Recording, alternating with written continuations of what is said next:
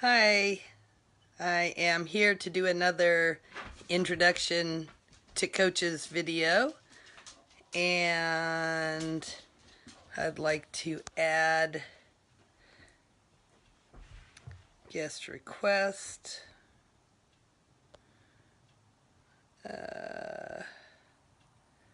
Let's see. Hang on here.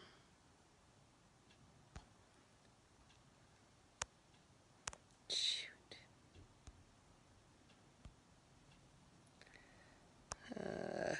Let me add Crystal, who's my guest today.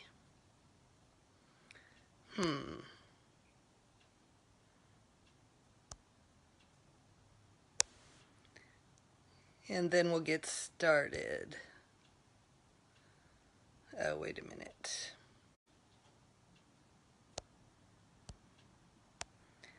And here she is. But I need to add her. And then we'll get started. Let's see. Let's see if we can set this up. Crystal? Here she is. Hi, Crystal. Hi, Heidi. How are you? Get this going. Crystal, I just want to first tell everyone that I'm Heidi Thompson. I'm a love coach, and I've started doing these live videos introducing the world to other coaches because I'm a coach and I know all kinds of coaches, but I don't think people know how many types of coaches there are out in the world, and where we came from and what we do. So I'm on this mission to share with the world who we are and what we do. Like I said, I'm a love coach, and you have a very specific title. You are a gymnastics health coach. I am. Can you hear me You want okay? to tell I'm us? not sure my service. I Okay. can hear you. Okay, great. So tell us more about this gymnastics health coach that you are, how that came to be. Okay. So I have children who were competitive gymnasts. And at one point, I was also coaching in the competitive world, and I am currently still a judge. And my experience is that so many of us in this world get burned out because it can consume our lives.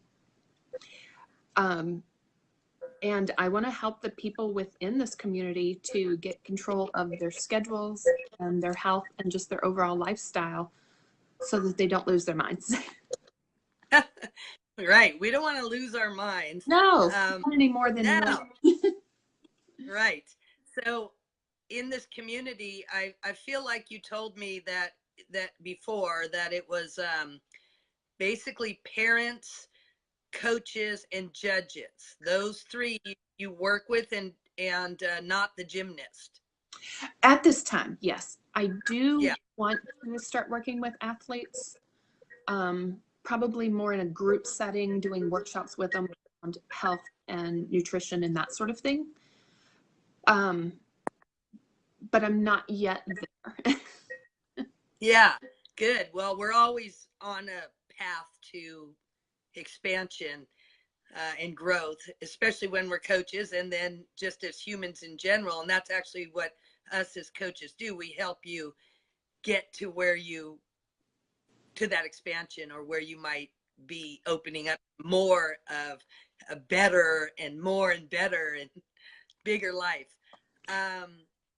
So, and getting past hurdles. So just to backtrack for a moment, you said you would work with athletes in the future, probably in a group setting. And when you said athletes, I'm thinking, because I was thinking about this, that you wouldn't necessarily just work with gymnasts, that you could branch out and work with athletes. Oh, absolutely. I mean, these techniques that I use as a coach could work with anyone. They could be swimmers or runners or not an athlete at all, even. Okay. These are the people I'm passionate about because they are the world I'm a part of. Right. And you're a judge? I am. And I'm assuming you might have been a gymnast. I get asked that all the time. I actually was not a gymnast. It was a very expensive sport, and my parents couldn't give me that opportunity. But I have a background in dance. However, Okay. my children Yeah. Well, wanted nothing to do with dance. So oh, we and tried do your children, gymnastics instead, and it stuck. Yeah. okay, so your children do gymnastics. They did. They are both grown now, but yes, they were both competitive gymnasts. Okay, so that way I notice with coaches that we often, most often from what I see, we get to our specific type of coaching based on where we came from or some experience we had in life that really connects us. So you being a parent in this way really lets you know the inner game of what parents go through when their children are competing competitively, and you're able, and Absolutely. it's a stressful situation, right? Absolutely. It's time consuming, it's stressful. It can take over your life Hmm. if you allow it to. And I did. Basically, I'm coaching myself.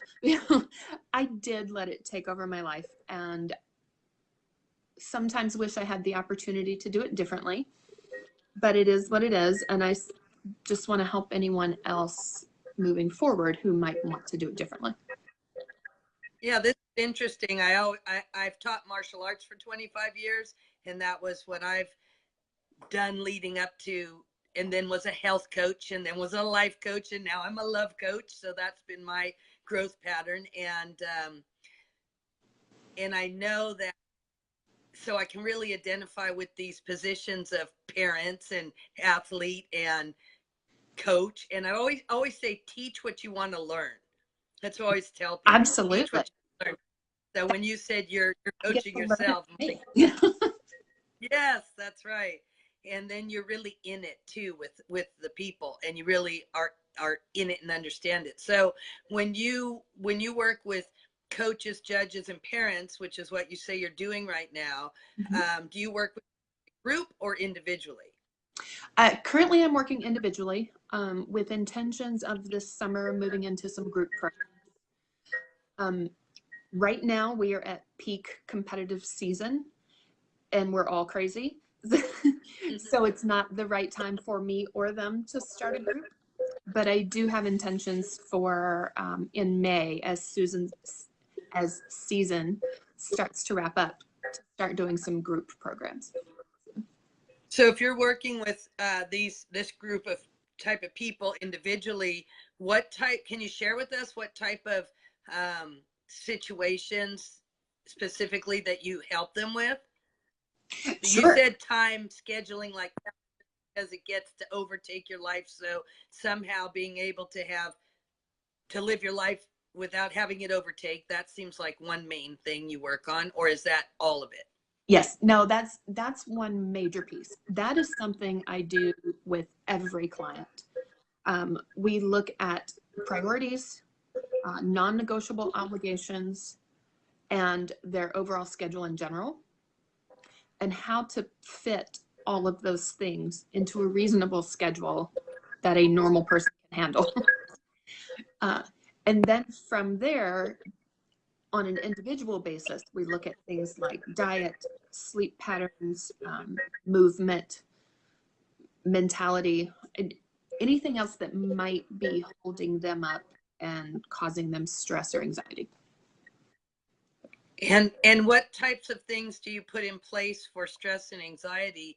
I mean, you mentioned maybe there's some diet shifts or some exercise shifts, or is this a slowing down? It made me think of slowing down for some reason, because I do a lot of work on slowing down, but I feel like if I tell people uh, we're going to slow down or do the art of doing thing, then they just would be like, ugh, no, Yeah. or get angry. So I feel like I've got to come around about to get to the slow down, but that it actually is how to slow down and maybe breathe through life in not such a stressful, fast-paced manner, which is how we're all seem to be living these days. Is Right. that anything Um, along the lines? that is one direction. that we work, but as you said, it ends up being the back end coming around slowly to it. Because if you were to say to the people I'm working with, you need to slow down, they say, I can't slow down. I have 12 million things to do. Yeah. But what we do first is look at increasing the energy and optimizing the schedule so that you can do the 12 million things. Or, maybe we get them down to 11 million, but just optimizing those things so that you can do all the things you think you need to do. And then with time, look at ways to eliminate some of those things and then slow down. So that's more of the long-term intention. But short-term, up front, it's how are we going to increase your energy by eating healthy, by sleeping adequately, by getting proper movement and self-care, those types of things. Yeah, good. And so again, when you said you work with parents and coaches and judges, but not all together, but just that you notice in those three positions that there's a lot of anxiety or stress, particularly certain times a year. Exactly. So do you work with them during that time, like right now, or in between times to prepare for that? So the workshops and talks with parents and such that I do are typically just at the beginning of summer, which is when they are shifting into the new season. And then typically around November or December, which is when we're starting to really pick up the competition piece of it. Individually, I work with them whenever works in their schedules, but I do notice that there's definitely a trend to slow down during competitive season, partly because my schedule is more limited as well as theirs are. Yeah. And I was just thinking about, so I like the way you said you do workshops and talks for parents and coaches. So that seems really useful. Is there anything you'd like to invite people to that aren't gymnasts, maybe to that you could help in groups for parents with other competitive children or coaches of different types? Or I haven't thought of that in terms of groups. I do have that one session I mentioned about evaluating the schedule in great detail. I do that as a one-time offer for anyone who thinks they can benefit from it. It's called How is Your Balance? A Schedule Assessment. And that's, as I said, that's where we look at priorities, obligations, and how to fit them in. And that really can apply to absolutely anyone. I've done it with people in any career path, athletes or not, and they've always found benefit from it. So I would definitely love to invite anyone into that. So you definitely specialize with athletes or competitive sports performers. However, we can merge that over, it sounds like, into we're competitive, we're parents, and we have those time constraints or stressors where we could be executive business people with those time constraints. Executive sounds like it bleeds over into those, really any arenas, what you're saying. So how would someone reach you if they wanted to either have you talk to them about this, being in the competitive sports arena and getting coached around the stress of that, or possibly having you speak or do a workshop around that for parents, for even for athletes, because that's something you're about to incorporate into your program? So how would they reach you for that? Okay, so the easiest way is to go to my website. It's 180healthandlife.com. It's the numbers 180, health and life, all spelled out, .com. And that's actually, how'd you get the number 180? It's a combination of two things. One is it's an about face. It's turning in the other direction and doing something different. And the other side is it is a very prominent number used in the gymnastics world. Anytime a girl does a split or a jump, or if you've ever watched it, they bounce all the time in split or straddle positions. As a judge, I'm looking for 180 degrees in that split position for no deduction. That's awesome. I love that. So 180-degree turn in life, or your lifestyle, or your mindset, and 180 degrees in the actual fact of the sport. So exactly, that's cool. I love that. I love numbers. Numbers have a lot of meaning. Agreed. So, yeah. Okay. Well, it's been great having you on. I think that what you do is amazing, and it's such a specific and interesting area to have chosen. And I think you can help so many people, especially athletes and the people that surround them, the coaches, judges, parents, everyone, and the athlete, yes, in incorporating a healthy lifestyle towards that level of high competition. Absolutely. This particular sport can be really hard on the body.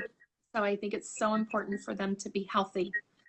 And I'm just excited to be a part of helping them do that. Well, thanks for coming on and chatting with me today. And I hope that anyone out there that is an athlete and knows what we're talking about, that you go ahead and contact Crystal, because she'll really turn things around 180 degrees for you. Oh, thanks you so Crystal. much, Heidi. It's my privilege to be here. Thanks. Talk to you soon. Okay.